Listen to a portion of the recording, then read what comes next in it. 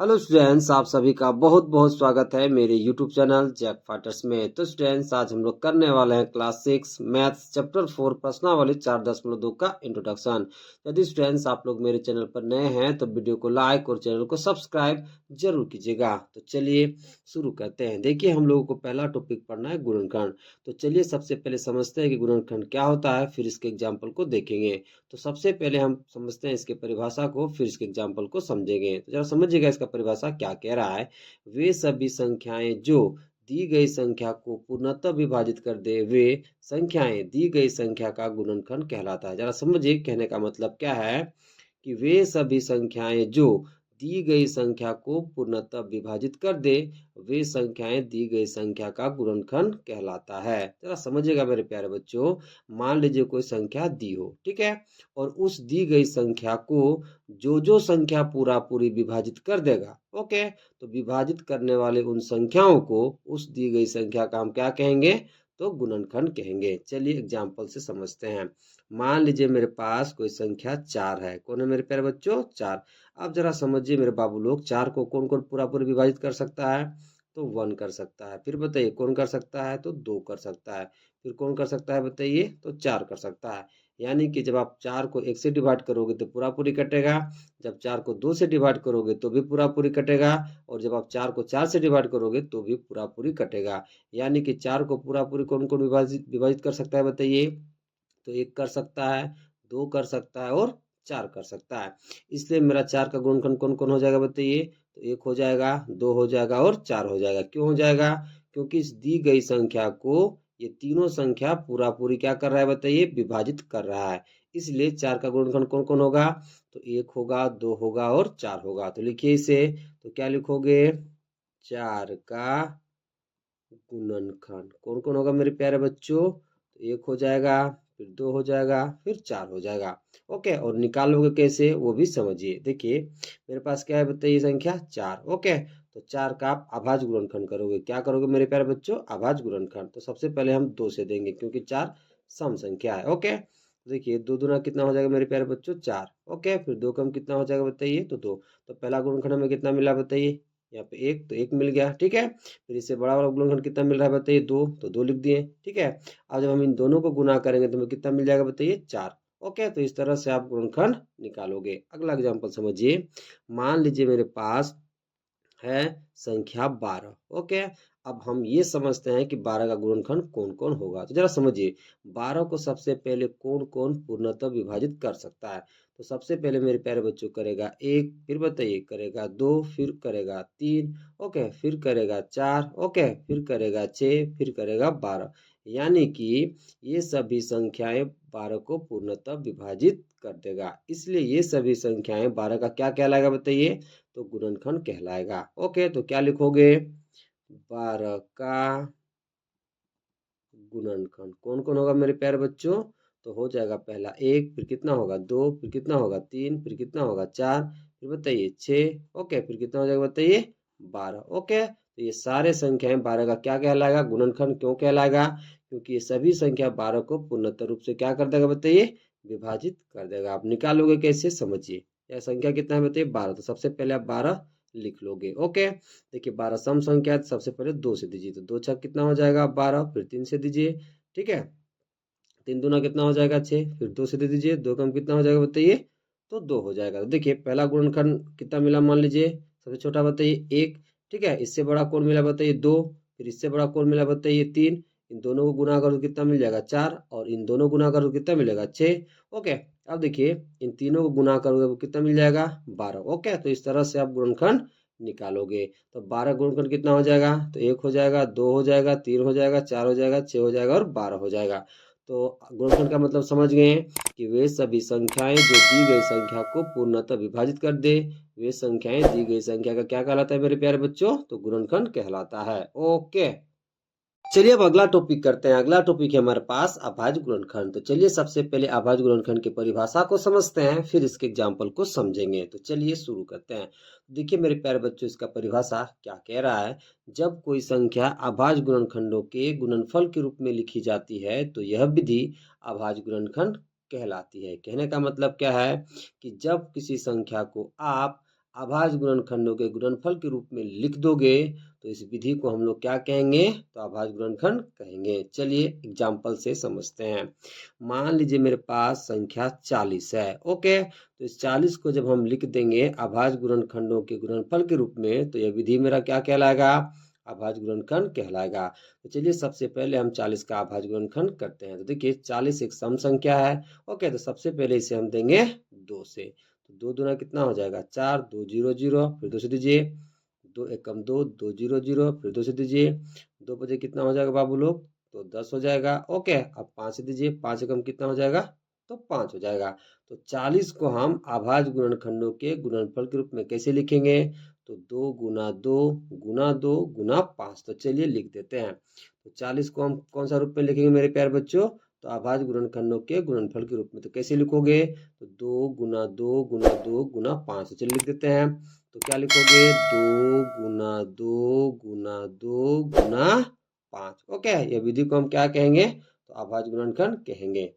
चलिए अब अगला टॉपिक करते हैं। अगला टॉपिक है हमारे पास सारू गुणनखंड। तो चलिए सबसे पहले सारू गुणनखंड की परिभाषा को समझते हैं, फिर एग्जाम्पल द्वारा समझेंगे। तो देखिए इसका परिभाषा क्या कह रहा है, वैसा गुणनखंड जो सभी संख्याओं में उपस्थित होता है सारू गुणनखंड कहलाता है। क्या कह रहा है परिभाषा, तो परिभाषा कह रहा है वैसा गुणनखंड जो सभी संख्याओं में उपस्थित होता है सारू गुणनखंड कहलाता है। अब हम लोग चलिए सीखते हैं कि कैसे दो या दो से अधिक संख्याओं का हम लोग सारू गुणनखंड ज्ञात कर पाएंगे। तो इसे समझेंगे एग्जाम्पल द्वारा। तो मान लीजिए मेरे पास दो संख्या है 6 और 8। क्या है मेरे प्यारे बच्चों, 6 और 8। ओके, तो इन दोनों संख्याओं में हमें सारू गुणनखंड ज्ञात करना है। कैसे ज्ञात कर पाओगे जरा समझिए। सबसे पहले आप 6 का गुणनखंड लिखोगे, जो भी आएगा 6 का गुणनखंड उसको आप लिख लोगे। फिर आप 8 का गुणनखंड लिखोगे। गुणनखंड लिखने के बाद आप ये चेक करोगे कि दोनों के गुणनखंड में कौन कौन सा गुणनखंड कॉमन आ रहा है या फिर उभयनिष्ठ आ रहा है। तो जो भी संख्या दोनों के गुणनखंड में आएगा उभयनिष्ठ के रूप में या कॉमन के रूप में, वही मेरा क्या कहलाएगा, सारू गुणनखंड। अब आपको ये देखना है कि हम 6 का गुणनखंड कैसे लिख पाएंगे। ओके, तो जरा समझिएगा। 6 का गुणनखंड और 8 का गुणनखंड लिखने के लिए सबसे पहले आपको क्या करना पड़ेगा, तो इन दोनों संख्याओं का आपको अभाज्य गुणनखंड करना पड़ेगा। जब आप अभाज्य गुणनखंड करोगे तो फिर आप आसानी से इन दोनों संख्याओं का गुणनखंड लिख सकते हो। ओके, तो चलिए सबसे पहले इन दोनों संख्याओं का हम अभाज्य गुणनखंड करते हैं। ओके, तो सबसे पहले करते हैं 6 का। ओके, 6 एक सम संख्या है, इसलिए सबसे पहले हम 2 से देंगे। 2 तिया कितना हो जाएगा मेरे प्यारे बच्चों, तो 6 हो जाएगा। आप 3 से दीजिए, 3 एकम कितना हो जाएगा बताइए, 3। ओके, तो देखिए 6 का अभाज्य गुणनखंड कौन कौन मिल रहा है बताइए, तो 2 मिल रहा है, फिर कितना मिल रहा है बताइए, 3। ओके, अब 6 का गुणनखंड हम कैसे लिखेंगे जरा समझिए। सबसे पहले आप लिख लोगे 6 का गुणनखंड। ओके, तो देखिए गुणनखंड क्या होता है मेरे प्यारे बच्चों, तो वे सभी संख्याएं जो दी गई संख्या को पूरा पूरी विभाजित कर दे वो मेरा क्या कहलाता है, दी गई संख्या का गुणनखंड कहलाता है। तो जरा समझिए। देखिए जब हम 6 का अभाज्य गुणनखंड किए तो हमें कितना कितना मिला, अभाज्य गुणनखंड बताइए, 2 मिला और 3 मिला। तो जरा समझिए 6 का सबसे छोटा गुणनखंड कितना होगा, तो 1 होगा। कितना होगा मेरे प्यारे बच्चों, 1। 1 क्यों होगा, क्योंकि 1 6 को पूरा पूरी विभाजित कर देता है। ओके, अब जरा समझिए 1 से बड़ा गुणनखंड कितना है बताइए, 2। तो 2 आप लिख लोगे। 2 से बड़ा गुणनखंड कितना है मेरे प्यारे बच्चों, 3। तो आप 3 लिख लोगे। ओके, 3 से बड़ा गुणनखंड कितना है, तो जरा समझिए जब इन दोनों का आप गुना करोगे तो आपको कितना मिलेगा, 6। कितना मिलेगा बताइए, 6। तो 6 का गुणनखंड में कितना कितना मिल गया, तो 1 मिल गया, 2 मिल गया, 3 मिल गया और 6 मिल गया। ओके, अब चलिए सबसे पहले 8 का अभाज्य गुणनखंड कर लेते हैं। तो देखिए 8 भी एक सम संख्या है। सबसे पहले आप 2 से दोगे तो देखिए 2 चौका कितना हो जाएगा मेरे प्यारे बच्चों, देखिए 2 चौका कितना हो जाएगा, 8। ओके, फिर 2 से दीजिए, 2 दूना कितना हो जाएगा बताइए, 4। फिर 2 से दीजिए, 2 कम कितना हो जाएगा बताइए, तो 2 हो जाएगा। तो 8 का अभाज्य गुणनखंड कौन कौन मिला, तो 2 मिला, 2 मिला और 2 मिला। ओके, अब हम 8 का गुणनखंड को लिखते हैं।